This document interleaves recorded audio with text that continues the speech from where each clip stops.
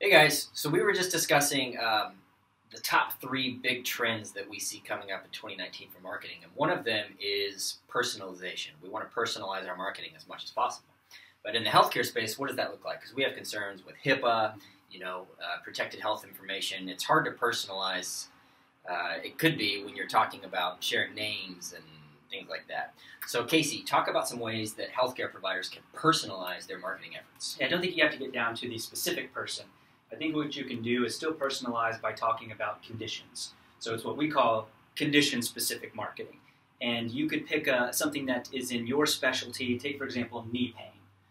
Knee pain would be a great subject. You could do this for any practice, but you're able to produce content and deal with knee pain, and essentially you're getting someone to raise their hand and say, hey, that's me, and you can continue to personalize content. So I think that's how we do personalization within healthcare, is condition specific. That's great. Yeah. And the great thing, if they've raised their hand and say, I like to read your content about knee pain, then you're able to follow up with them later on if you've set up all your marketing plumbing correctly and say, correct, yeah. By the way, we treat knee pain. Yes, but what you're not doing is saying, hey, we treat knee pain, right? And right. You should make an appointment here. That's where you're jumping straight to what we call the bottom of the funnel.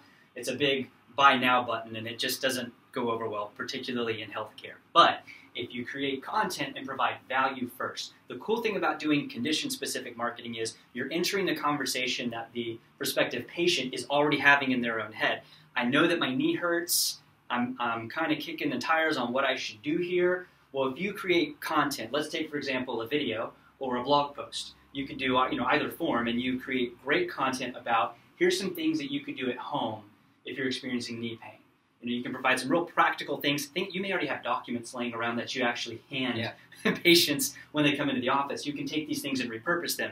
Now you're providing real value.